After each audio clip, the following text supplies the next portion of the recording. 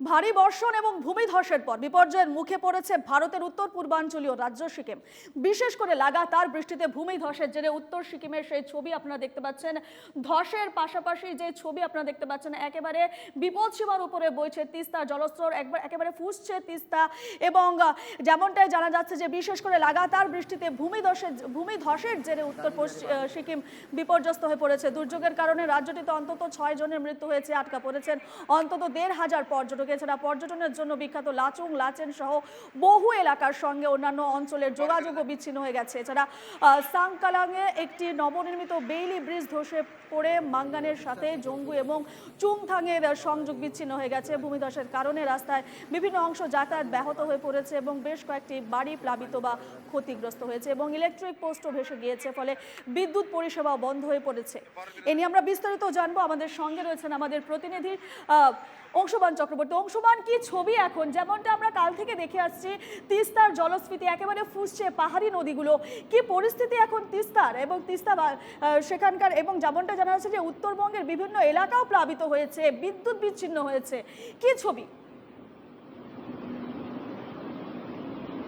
দেখো, ঠিক এই মুহূর্তে দাঁড়িয়ে রয়েছি কালিম্পং জেলার তিস্তা বাজারে। তিস্তার যে ভয়াবহ রূপ সেটা কিন্তু এখানে না আসলে বোঝা যায় না। আমি যেখানে দাঁড়িয়ে আছি ঠিক আমার পেছন দিকে আমার ক্যামেরা পার্সনকে দেখাতে বলবো যে এই তিস্তার জল একের পর এক বাড়িগুলো গ্রাস করেছে।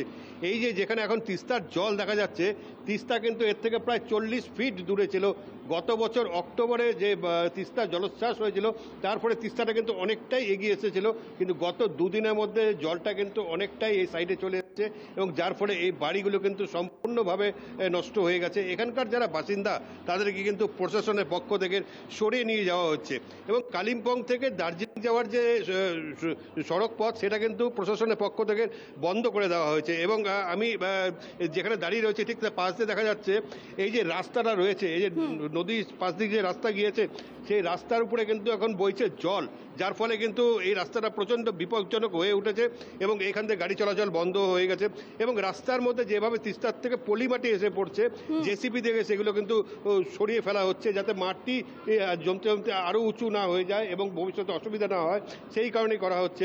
এবং তিস্তার দিকে যদি তাকায়, তিস্তার মধ্যে প্রচণ্ড পরিমাণে জল, একদম খরস্রোতা তিস্তা দেখা যাচ্ছে। এবং সিকিমের আবহাওয়া দপ্তর থেকে বলা হয়েছে যে সিকিমের বিভিন্ন জায়গায় অর্থাৎ গ্যাল সিকিম নামটি ভারী বৃষ্টিপাত শুরু হয়ে গেছে।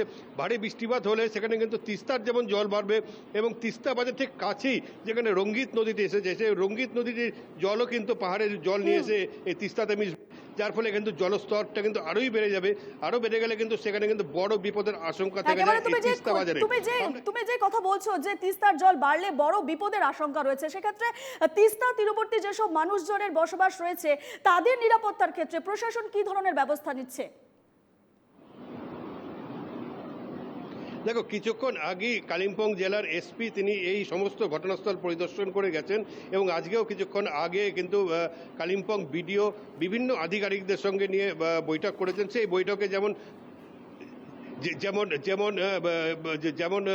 বিভিন্ন জায়গা থেকে এনএসপিসি আধিকারিকরা ছিল, তারা কিন্তু মিটিং করে জানিয়েছেন তিস্তার পার্শ্ববর্তী অঞ্চলে যে সমস্ত লোকজন বসবাস করছেন তাদের জন্য কিন্তু একটা শেল্টার হোম ইতিমধ্যেই তারা চিহ্নিত করে ফেলেছেন।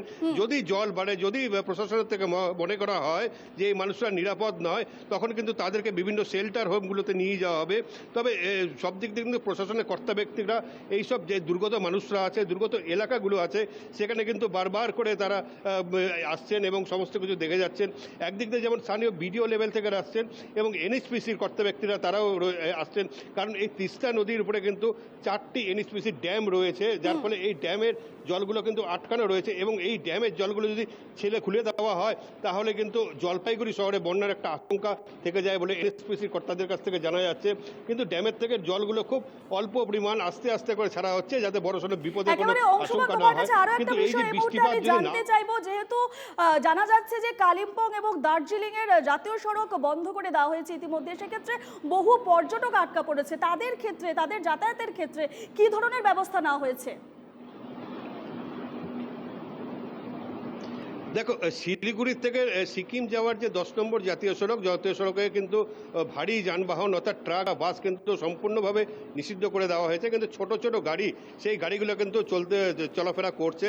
তবে বিভিন্ন জায়গায় যেমন 27 মাইল লিকুইড বিভিন্ন অঞ্চলে ছোট ছোট ধস কিন্তু যখন তখন পড়ছে, একটু বৃষ্টিপাত হচ্ছে, বৃষ্টিপাত হলে উপর থেকে পাথর গড়িয়ে পড়ছে, তখন কিন্তু সারিবদ্ধভাবে গাড়িগুলো দাঁড়িয়ে যাচ্ছে এবং যেখানে আছে পাহাড়ের সেনাবাহিনী কর্মীরা এবং স্থানীয় প্রশাসন সেই পাথরগুলো সরিয়ে গাড়িগুলোকে আবার পাস করে দিচ্ছে। কিন্তু কালিম্পংয়ে সেই ধরনের পর্যটক আটকেনি, মূলত পর্যটকরা যারা আটকে রয়েছে তারা সমস্তটাই কিন্তু সিকিমে প্রায় 2000-এর বেশি পর্যটক কিন্তু আটকে রয়েছে।